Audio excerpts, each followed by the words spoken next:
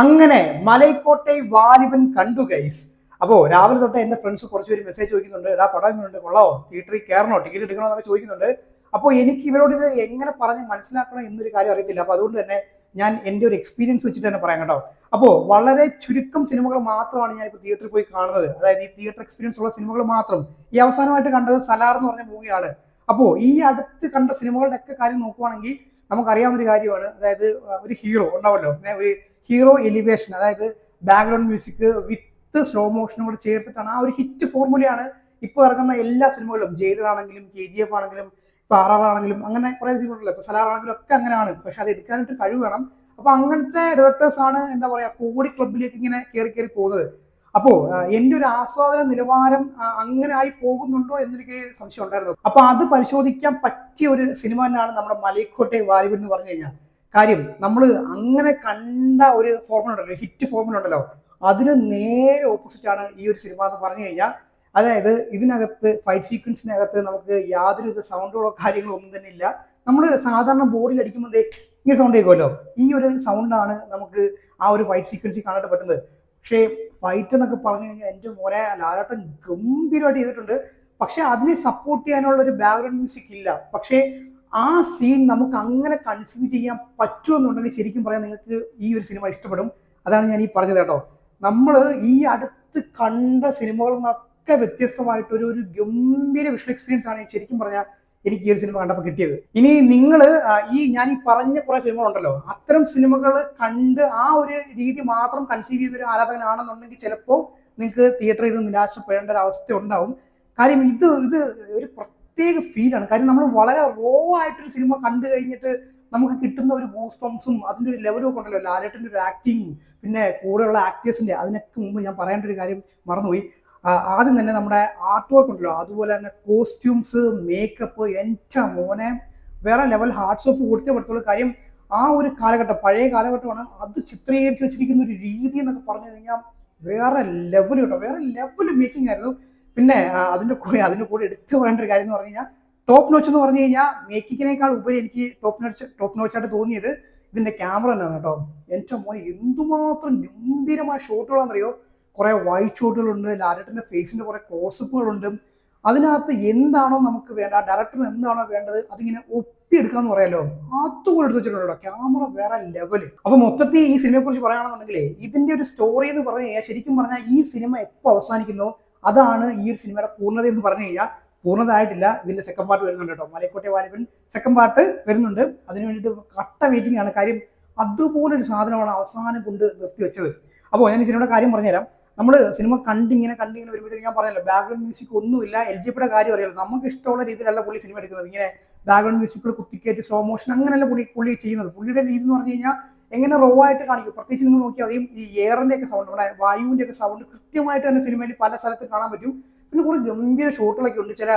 ഒരു കാര്യം പറയുകയാണെന്നുണ്ടെങ്കിൽ, ഒരു ചന്ദ്രൻ ഉണ്ട്. ഒരു ചന്ദ്രൻ കാണിക്കുമ്പം ആ മേഘങ്ങളുടെ ഒരു രൂപം മാറുന്ന, ആ രൂപം എന്താണെന്നുള്ളത് നിങ്ങൾ സിനിമ കണ്ടാൽ മതി. ഒരു രൂപം ഇങ്ങനെ പോകുന്ന അങ്ങനത്തെ കുറെ എന്താ പറയാ ഗംഭീര സാധനങ്ങൾ ഇങ്ങനെ വെച്ചിട്ടുണ്ട് കേട്ടോ. അപ്പൊ നമ്മൾ ഈ സിനിമ ഇങ്ങനെ കണ്ടു വരുന്നു. ബാക്ക്ഗ്രൗണ്ട് മ്യൂസിക് ഇല്ലാത്തതുകൊണ്ട് തന്നെ നമുക്ക് ക്രിഞ്ചടിക്കാനുള്ള സാധ്യതയുണ്ട്. പിന്നെ ക്രിഞ്ചെന്ന് തോന്നിയ സംഭവങ്ങളുണ്ട് കേട്ടോ. എന്തൊക്കെയാന്ന് വെച്ച് കഴിഞ്ഞാൽ, ഈ അനാവശ്യമായിട്ടുള്ള ഡയലോഗുകൾ, നമ്മൾ ഈ നാടകങ്ങളൊക്കെ കാണുമ്പോൾ നമുക്ക് കിട്ടുന്ന ഒരു ചെറിയ ഒരു ക്രിഞ്ച് തോന്നുമല്ലോ.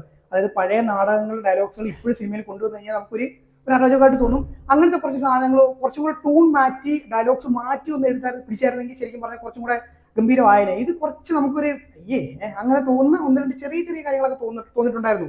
പിന്നെ കുറെ ഷോട്ടുകളിലൊന്ന് ട്രിം ചെയ്യായിരുന്നു. സീനുകൾ ഒഴിവാക്കണമെന്നല്ല പറയുന്നത്, കുറച്ച് ട്രിം ചെയ്യായിരുന്നു. കാര്യം എനിക്ക് തോന്നുന്നു ഡ്യൂറേഷൻ കൂട്ടാൻ വേണ്ടിയിട്ട് 2.5 മണിക്കൂറിലേക്ക് എത്തിക്കാൻ വേണ്ടിയിട്ട് LGP കുറെ അധികം സ്ലോ മോഷനിൽ തന്നെ ഒന്ന് വലിച്ചു നീട്ടിയ പോലെ ചില സീനുകളൊക്കെ തോന്നിയിട്ടുണ്ടായിരുന്നു. പക്ഷെ ഓവറോൾ നോക്കുകയാണെന്നുണ്ടെങ്കിൽ ഗംഭീരമായിരുന്നു കേട്ടോ. അപ്പം ഫസ്റ്റ് ഹാഫ് നമ്മളിങ്ങനെ കണ്ട് പോകുമ്പോഴത്തേക്കും ഈ ലാലേട്ടന്റെ എൻട്രി അത് കഴിഞ്ഞിട്ട് എൻ്റെ മോനെ അങ്ങനെ ഫൈറ്റ് ചെയ്യുന്നതേ വേറെ ലെവൽ കേട്ടോ. കാര്യം നമുക്കിപ്പോൾ റോപ്പ് ഇട്ട് കെട്ടി വലിക്കുന്നതായിട്ടോ അങ്ങനെ തോന്നത്തേയില്ല. അതിനാണെങ്കിൽ ബാക്ക്ഗ്രൗണ്ട് മ്യൂസിക്കിന് സപ്പോർട്ടില്ല. ബാക്ക്ഗ്രൗണ്ട് മ്യൂസിക് ഇല്ലെന്ന് ഞാൻ പറയുന്നത്, ബാക്ക്ഗ്രൗണ്ട് മ്യൂസിക് ഉണ്ട്.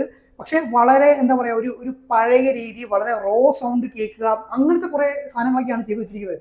അപ്പൊ അങ്ങനെ ഫസ്റ്റ് ഹാഫ് ഇങ്ങനെ പോയി ലാലേട്ടൻ, എനിക്ക് ശരിക്കും പറഞ്ഞാൽ തിയേറ്ററിൽ ഇരിക്കുമ്പോഴേ ഈ ഗൂസ് ബംസ് വരുന്നുണ്ട്. എന്നാൽ ബാക്ക്ഗ്രൗണ്ട് മ്യൂസിക് കയറുമ്പോഴാണ് നമുക്ക് ഇങ്ങനെ ഒരു ഡബിൾ എഫക്റ്റ് വരുന്നത്. പക്ഷെ ഇതിനകത്ത് അവിടെ ഇല്ല. ഒരു പ്രത്യേക ഒരു അനുഭൂതിയാണ് എനിക്ക് ഈ ഫസ്റ്റ് ഹാഫ് ഇങ്ങനെ കണ്ട് പോയി ഇൻട്രോയിലായപ്പോഴത്തേക്ക് ഒരു ഗംഭീര ഇൻട്രോൽ പഞ്ച് കൊണ്ട് അങ്ങനെ നിർത്തി വെച്ചു കേട്ടോ. അത് കഴിഞ്ഞ് സെക്കൻഡ് ഹാഫിലേക്ക് വരുമ്പോഴാണ് നമ്മുടെ ജെല്ലിക്കെട്ടിന്റെ ക്ലൈമാക്സിൽ നമ്മൾ കണ്ട കുറച്ച് സാധനം ഉണ്ടല്ലോ, അതിന്റെ ഒരു കംപ്ലീറ്റ് എലിവേഷൻ ആയിരുന്നു നമുക്ക് ഇതിന്റെ ഈ ഒരു മലയക്കോട്ടെ വാലിബന്റെ സെക്കൻഡ് ഹാഫിൽ കാണാൻ പറ്റുന്നത്. അതൊക്കെ എങ്ങനെ പറഞ്ഞറിയിക്കണം സത്യം പറഞ്ഞ് എനിക്ക് അറിയത്തില്ല. കാര്യം അതാണ് ഞാൻ പറഞ്ഞത്, അങ്ങനെ നിങ്ങൾക്ക് സിനിമകൾ ഇഷ്ടപ്പെടുന്ന ആൾക്കാരാണോ, അതായത് അത്തരം സിനിമകൾ ഇഷ്ടപ്പെടുന്ന ഒരു പ്രേക്ഷകനാണ് നിങ്ങളെന്നുണ്ടെങ്കിൽ നിങ്ങൾക്ക് ഭയങ്കര ഒരു പ്രത്യേക ഒരു എന്താ പറയുക, ഒരു റോ ഫിലിം കാണുമ്പോൾ നമുക്ക് കിട്ടുന്ന ഒരു അനുഭൂതി ഉണ്ടല്ലോ, ആ ഒരു സാധനം നമുക്ക് തിയേറ്ററിൽ കിട്ടും. അങ്ങനെ സിനിമ കഥ പറഞ്ഞ് അങ്ങനെ പോയി അവസാനമൊക്കെ എത്തുമ്പോഴത്തേക്കാണ് നമുക്ക് അതിൻ്റെ ഒരു കംപ്ലീറ്റ് സ്റ്റോറി നമുക്കൊരു പൂർണ്ണത കിട്ടുന്നത്. പിന്നെ അവസാനം ആകുമ്പോഴാണ് ചില കാര്യങ്ങളൊക്കെ ഇങ്ങനെ വെളിപ്പെടുത്തുന്ന സംഭവങ്ങളൊക്കെ ഉണ്ട്. പിന്നെ അവിടുന്ന് അങ്ങോട്ട് ആ സെക്കൻഡ് പാർട്ട് ഇങ്ങനെ എഴുതി കാണിക്കുമ്പോൾ നമുക്കൊരു ഈ കാത്തിരിപ്പിന് ഒരു സുഖം ഉണ്ടല്ലോ, അങ്ങനത്തെ ഒരു സാധനം കിട്ടുന്നുണ്ട് കേട്ടോ. എന്തായാലും താങ്ക് യു LJP, ഒരു ഗംഭീര വിഷ്വൽ എക്സ്പീരിയൻസ് ആണ് തന്നത്. പിന്നെ എനിക്ക് ഒരു സജഷൻ പോലെ തോന്നുന്നത് വെച്ച് കഴിഞ്ഞാൽ ഇങ്ങനത്തെ എന്താ പറയാ, ഈ ക്രിഞ്ച് ഡയലോഗ്സ് ഒന്ന് ഒഴിവാക്കുക, ചില സീക്വൻസുകളൊക്കെ ഒന്ന് ട്രിം ചെയ്ത് ഒന്ന് റെഡിയാക്കി എടുക്കാമായിരുന്നു. പിന്നെ കുറച്ചെങ്കിലും ഒക്കെ ഒന്ന് ബാക്ക്ഗ്രൗണ്ട് മ്യൂസിക് ഉപയോഗിച്ച് കഴിഞ്ഞാൽ, പുള്ളി ഉപയോഗിക്കും തോന്നുന്നില്ല.